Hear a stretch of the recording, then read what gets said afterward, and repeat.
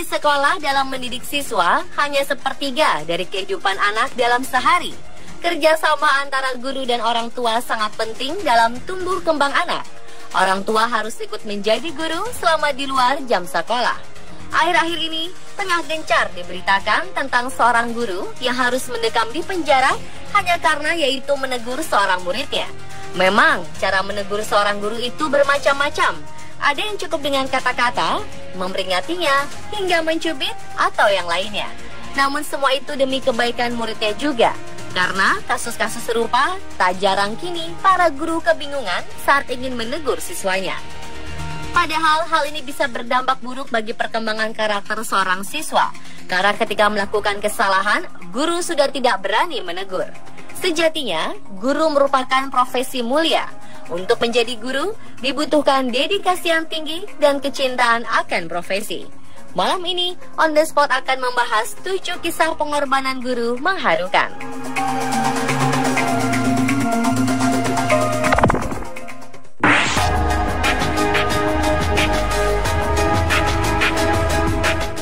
Setiap orang berhak mendapatkan pendidikan, baik bagi yang mampu maupun yang tidak mampu. Hal ini memotivasi Elizabeth Miranda. Bayangkan saja, untuk sampai ke tempat ia mengajar, Miranda harus berjalan selama berjam-jam dan melintasi 5 sungai. Demi sampai di tempat ia mengajar di Sitio Barogante di Occidental Mindoro, Filipina. Tak jarang Miranda harus rela kebasahan ketika melintasi sungai. Ia juga harus naik perahu pelampung karena beberapa sungai yang ia lintasi cukup dalam. Meskipun sangat berbahaya karena sewaktu-waktu bisa mengancam keselamatan nyawanya, hal ini tidak bisa menghentikan Miranda untuk tetap pergi mengajar. Keinginan kuat para siswanya untuk belajar membuat Miranda terdongkrak untuk tetap semangat meski harus berjalan jauh. Miranda ingin menunjukkan betapa pentingnya pendidikan dan ia ingin semua anak-anak, terutama di daerah yang sulit untuk diakses, mendapatkan pendidikan yang layak.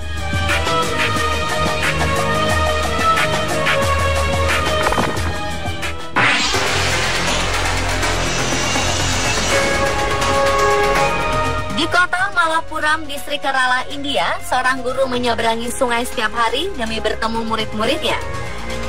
Kisah ini pernah diangkat oleh Huffington Post pada 2013 lalu dan menjadi inspirasi. Ialah Abdul Malik, guru sekaligus ayah dari 4 orang anak. Ia rela walau harus menyeberangi sungai dengan arus sedang setiap hari agar tiba di sekolah tepat waktu. Abdul melakukan hal ini lantaran perjalanan dari rumah ke sekolah lebih cepat jika ditempuh melintasi sungai. Ia bisa saja naik bis dan menempuh perjalanan sejauh 12 km selama 3 jam. Namun itu berarti ia tidak akan bisa tiba di sekolah tepat waktu. Abdul mempersiapkan diri dengan membawa ban dalam sepeda motor dan kantung plastik. Ban dalam digunakan untuk membantunya mengapung agar tidak lelah berenang. Sedangkan kantung plastik digunakan untuk menyimpan pakaian kering, kotak makan siang, dan buku-buku. Setelah berenang melintasi sungai, sang guru berganti pakaian lalu berjalan kaki ke sekolah tempat yang mengajar.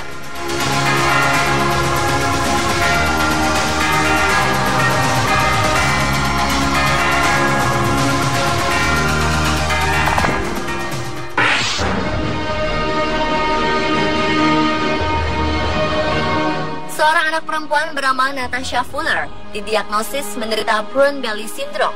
Ini berarti ia membutuhkan donor ginjal. Di tengah kebingungan keluarganya, sang guru Jody Smith datang dan mengajukan diri.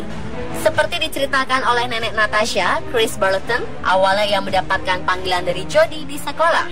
Mengira dipanggil karena sang cucu kena hukuman, ia justru mendapatkan kejutan dari si guru. Jody memberikan sebuah kotak hadiah berwarna merah jambu pada Chris. Di dalamnya terdapat sebuah tulisan yang mengatakan bahwa sang guru berniat mendonorkan ginjalnya untuk Natasha. Dan setelah diperiksa, ginjal mereka cocok. Natasha sendiri tengah berada dalam perawatan Children's Hospital Wisconsin. Kondisinya tengah menurun dan memerlukan donor ginjal secepatnya. Mereka pun sangat berterima kasih kepada sang guru dan keluarganya.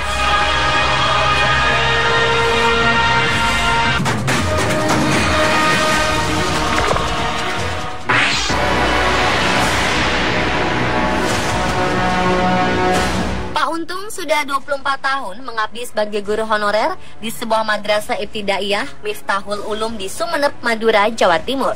Dengan keterbatasan fisik, yakni tidak memiliki lengan, tak membuat Pak Untung pesimis. Ia tetap mampu menjadi pendidik profesional. Semua murid mengaku sangat sayang dan kerasan dididik oleh Pak Untung. Tanpa lengan, bukan berarti tak bisa melakukan hal-hal yang biasa dikerjakan guru, seperti menulis di papan tulis, memberikan nilai, dan sebagainya. Sebagai gantinya, jemari kakinya begitu lihai menulis huruf Arab.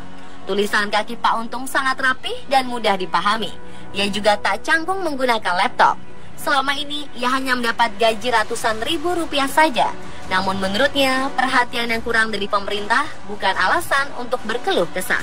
Pak Untung memilih untuk tetap semangat menjalani hidup demi murid-muridnya serta istri dan 2 anaknya. Saat sore hari, ia membuka pengajian dengan jumlah murid mencapai 120 orang. Semangat pantang menyerahnya membuat Pak Untung satu dari contoh teladan yang kini semakin jarang ditemukan.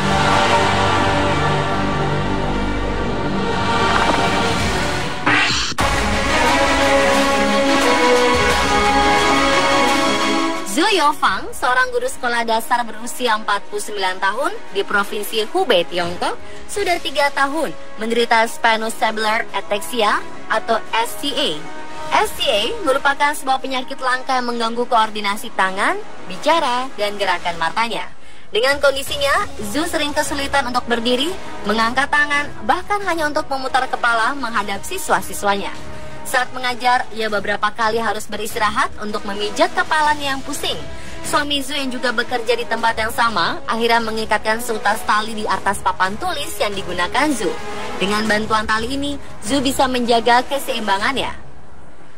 Pihak sekolah sebenarnya sudah meminta Zhu untuk lebih banyak beristirahat dengan tetap membayar gaji penuh, namun ia menolak. Kecintaan yang besar kepada murid-muridnya membuatnya tetap datang ke sekolah tempat ia mengajar selama 31 tahun. Murid-muridnya seringkali menjenguk serta mendoakan kesembuhannya. Inilah sumber semangat bagi Zhu selain dukungan dari rekan guru, keluarga, serta wali murid.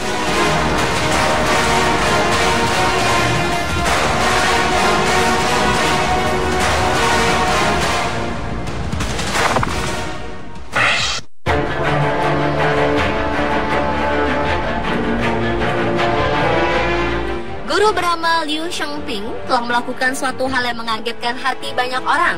Guru yang mengajar mata pelajaran seni dan ilmu sosial di Sichuan Normal University di Chengdu, Cina ini meminta agar dirinya bisa mengajar para siswanya untuk terakhir kali dari rumah sakit di mana ia dirawat. Liu didiagnosis menderita gagal hati akut dan sirosis hati yang membuat kondisi tubuhnya semakin lemah. Meski telah menjalani perawatan di rumah sakit selama 2 bulan, kondisi kesehatannya tak kunjung membaik. Mengingat kondisi tubuhnya yang semakin memburuk, ia meminta para siswanya datang ke rumah sakit agar Liu bisa memberikan materi pelajaran bagi mereka untuk terakhir kali. Dari ranjang rumah sakit, Liu bahkan memberikan nasihat untuk para siswanya agar tetap tegar menjalani ujian hidup. Seketika itu, sekitar 20 siswa yang hadir terlihat menangis dan meneteskan air mata. Untuk menghargai dan meningkatkan semangat sang guru agar mampu melawan penyakitnya, para siswa menyanyikan lagu Mandarin yang berjudul A Grateful Heart. A Grateful Heart sendiri merupakan lagu untuk menghargai orang terpenting dan berpengaruh dalam kehidupan seseorang.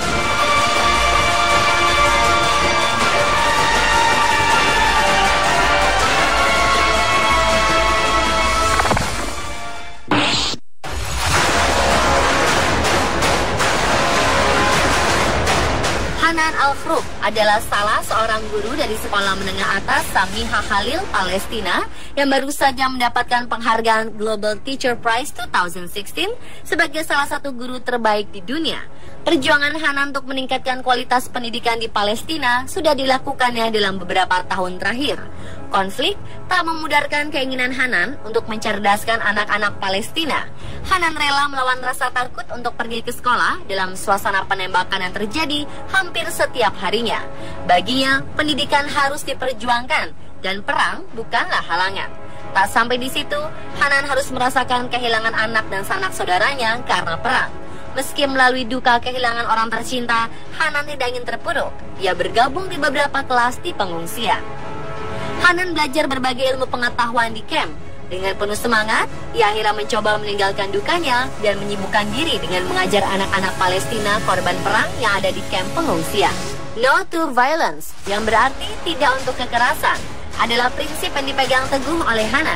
Sekolah dibuatnya tidak hanya untuk pendidikan ilmu pengetahuan semata, tapi juga pembinaan psikologis dan akhlak. Dan pemirsa, itulah 7 kisah pengorbanan guru mengharukan versi Omnisport.